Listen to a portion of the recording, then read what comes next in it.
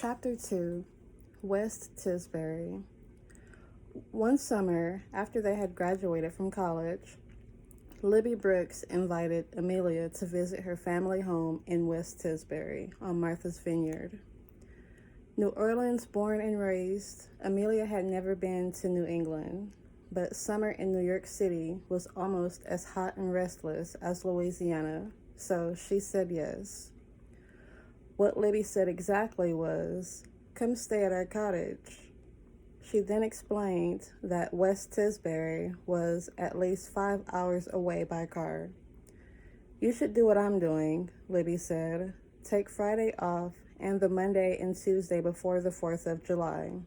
That way, we'll get a whole 5 days on Martha's Vineyard. I promise it'll be worth it." As it had been Libby's idea for both of them to enroll in college, Amelia trusted her instincts. Libby seemed to move through the world with a confidence that things would work out, and they usually did. Libby had grown up in Manhattan on affluent Sutton Place. When they met, that address meant nothing to Amelia.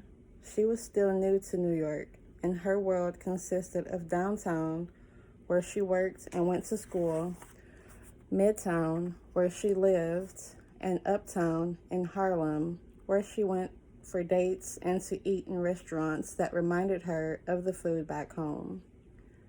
The rest of the city was a mystery to Amelia, and she assumed that, as the city was on a grid system with a few distinctions in ethnic makeup and architectural style, each neighborhood in New York was pretty much the same. The night before their trip, the girls began to pack.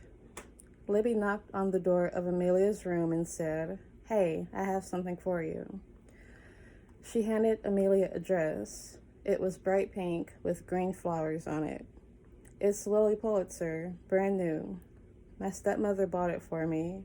I have one too," Libby said. "I thought it would be fun if we dressed like twins for our road trip." No one would mistake the women for twins. They were both beautiful and on the tall side. Libby was 5'7". Amelia was almost 5'9", but the similarities ended there. Libby was white with pale, rose-colored skin, blonde curls that fell in their natural state, and Shirley Temple-like spirals around her head. She washed her hair each night and set it diligently in giant rollers that produced the elegant waves she preferred. Amelia was just a shade tanner than Libby, with straight brunette hair that she had pressed once a week at a salon in Harlem. Amelia thought the dress seemed a little bright. She usually dressed in muted colors, black, white, and tans. The palette calmed her mind and made mixing and matching a cinch. Libby read her friend's expression and said, "You don't have to wear it. I promise I won't be offended." Libby never pushed her. Theirs was a friendship that had grown slowly over time. In Pontchartrain Park, the neighborhood where she grown up in New Orleans, Amelia never had a white friend, even though she had grown up nearly 150 years after the end of slavery. New Orleans was a place where time felt fluid and history felt like a layer of grass that stayed alive, green and unruly under your feet.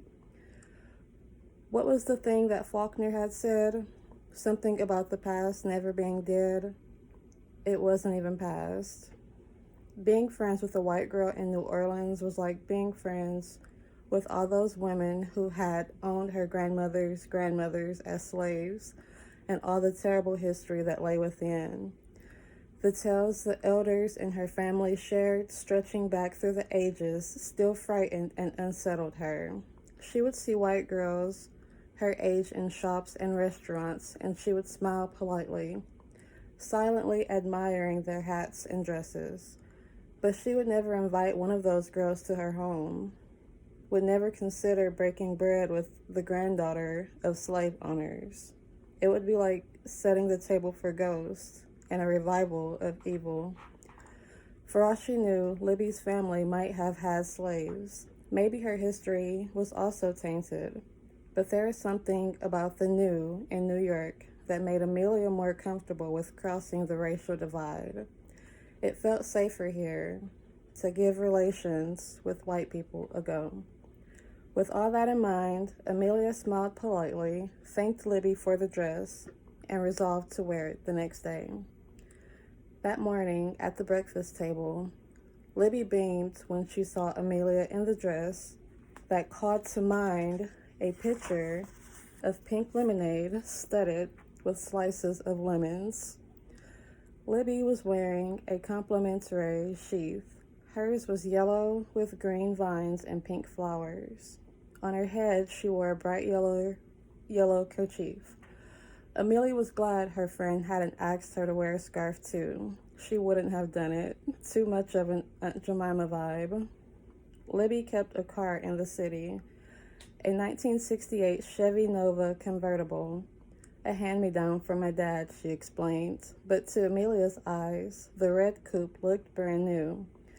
They tossed their bags in the trunk. Libby's was a white canvas weekender with her initials embroidered on it in bright pink thread. Amelia had packed the smallest bag in the 3-piece luggage set her grandmother had given her when she'd graduated from college. They were about to get in the car when Libby said, "We should get someone to take our picture." She ran into the apartment building and returned with a sour-faced Mrs. Hadley. "Make it quick, ladies. I do not have all day," the woman said.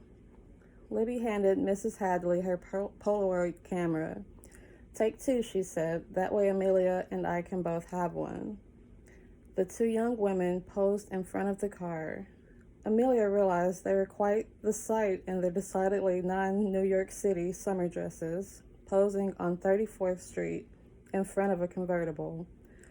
Mrs. Hadley said, "Say cheese," in a grumpy tone of voice that made the girls laugh. She might as well have been saying, "Eat rocks." She took 2 photos as instructed, and the girls held them in their hands, shaking them in the summer breeze, waiting for the image to appear. Then they were 2 beautiful girls of different hues, wearing similar dresses, ready to rock and roll. It would remain, as long as she lived, one of Amelia's favorite photos, not just because it depicted her and the woman who would become her beloved friends, but because it seemed like a missive from her future self that said, "Amelia, you can trust this white woman. The world is changing in ways you can't even imagine." In the car, Libby encouraged Amelia to pick a radio station. Amelia turned the dial until she heard the voice of Diana Ross. It was an all-supreme set, and the coupe roared up the West Side Highway as the 2 young women sang along to all the group's greatest hits. "Stop in the Name of Love," "You Can't Hurry Love," "Come See About Me." When they lost the FM signal, they started playing 8-track tapes. Amelia listened to groups she had never paid attention to, like the Rolling Stones, Simon and Garfunkel, Fleetwood Mac. Somehow, as the car made its way along the Connecticut highways, the music sounded better and different than the snippets she'd caught before. The songs felt like the ultimate summer road trip soundtrack, a perfect fit. Paul Simon was singing about him and Julio down by the schoolyard when Libby's car arrived at the ferry in Woods Hole, Massachusetts. "My stepmother prepaid our ticket," Libby explained. "This is the only car ferry to the vineyard, and you have to pay months in advance." From the moment they boarded the ferry, Amelia knew that something in her life had changed. The ride was less than an hour, but it was not the length of the journey that shook her. It seemed to her that driving onto the ferry was the equivalent of Alice falling down the rabbit hole. Everything seemed different on the other side. Never before had she seen such a dramatic shift between the sun and the sky. In New Orleans, Amelia had grown up in a family of Black Catholics. Mixed into that was a healthy respect for the African religions and influences that darted in and out of the Big Easy, the love spells, the potions, and incantations for prosperity in a land that knew more than its fair share of injustice.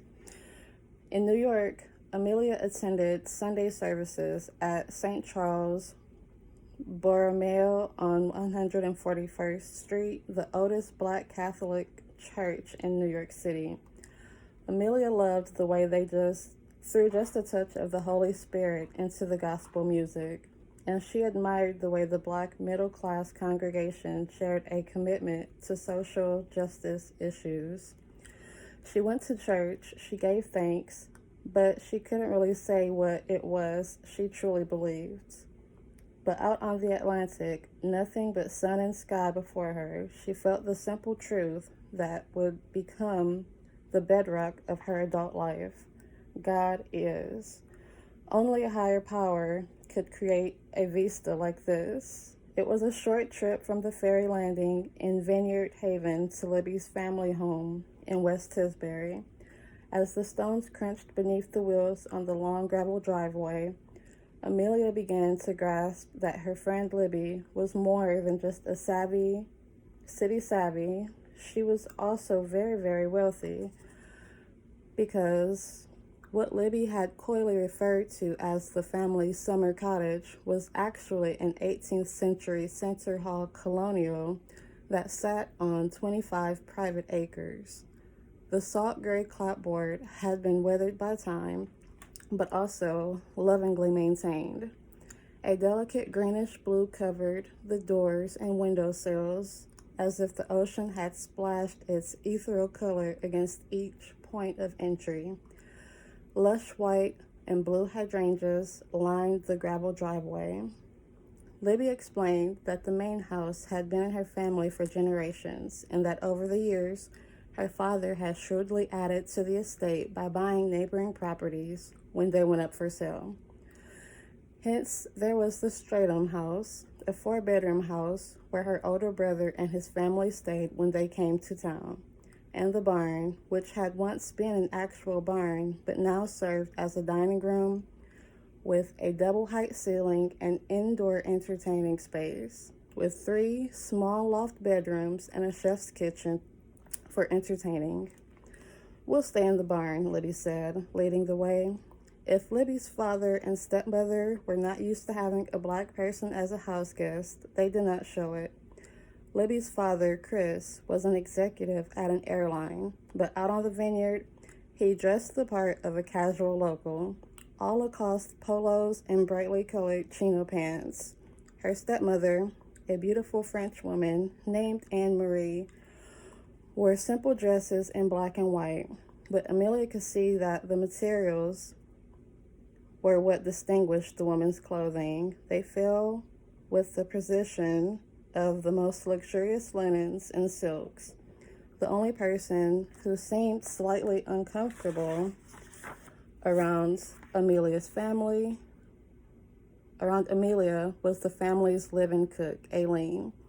She was, Libby explained, a local, one of the 15,000 people who lived on the island year-round. The second day after breakfast, Libby asked Amelia if she wanted to go for a drive. "I have something to show you," she said. "My favorite place on the island." Together, they drove to the Flying Horses Carousel. Libby parked and excitedly purchased 2 tickets. "Don't you think we're a little old for this?" Amelia asked. "Never," Libby said. "This place is vineyard history. I've been coming here for as long as I can remember. It's actually the oldest platform carousel in America. It was moved to the Bluffs from Coney Island, so a little bit of New York right here on Martha's Vineyard." Amelia raised an eyebrow and made her way to one of the benches on the ride. "Oh no," Libby said, "you have to ride a horse. They say the tails have real horsehair." Amelia was wearing a miniskirt and awkwardly maneuvered herself onto a horse behind Libby, who had mounted the wooden beast with the grace of an accomplished equestrian. Amelia tried to avoid the real old horsehair. It really was lovely. She felt like a little kid as the carousel slowly turned and the carnival music played from giant speakers on the wall. "Now, as we go around, you've got to go for the brass ring," Libby said. She pointed overhead. "The brass ring comes out of the slot, and only one rider on one of the horses can grab it." They went around and around, each girl going after the ring and missing it, until finally, on the last go-around, Amelia reached up and felt the brass circle in her hands. The ring was hers. When they got off the ride, Amelia purchased a brass ring necklace, a reminder to herself that in life there are certain rings that only come your way once. If you hesitate, you'll miss your chance. You must grab it and hold on for dear life. After the carousel ride, Libby suggested they have lunch in Oak Bluffs. She showed Libby the rows of what were called gingerbread houses. There are 318 in total, each unique in its detail and coloring, Libby said. They looked like the kind of houses you might see in fairy tale books, Amelia thought. Each intricate dwelling was peaked with a triangle on top, a small balcony, and a darling little front porch. They sat side by side as if they were arranged in a child's game. The orange and yellow house, next to the green and blue house, next to the pink and lavender one. Each roofline and porch was trimmed with barge board, cut by hand into delicate, elaborate shapes. Suddenly, Amelia realized that everywhere she looked, she saw well-heeled black folk. Often, when she watched films, she imagined what it would be like to buy a ticket, sit in a darkened theater, and spend 2 hours watching beautiful, successful people falling in love, going off on adventures, having parties with no regard to race or racism. Noticing Amelia's smile, Libby offered, "It used to be known as Cottage City in the late 1800s, Libby continued. The town incorporated as Oak Bluffs in 1907. This is one of the oldest Black beach communities in the United States." They spent the rest of the afternoon driving around the island, taking in the fancy houses and estates. Libby had no shortage of stories about the people who lived behind the privacy hedges and the dramas that raged behind closed doors. It was clear that in Oak Bluffs, the Black people weren't there as guests of white friends as she was with Libby. These people owned the palatial houses. They had the wealth to acquire a second residence, a place where they could go, not to work or make a living, but to simply enjoy. For Amelia, the very concept of such leisure and freedom was mind-blowing. In Oak Bluffs, she felt a sense of belonging that exceeded everything she had ever felt, even in her native New Orleans. Here, where God had painted this ever-changing landscape of sun and sea and sky, she would make a home.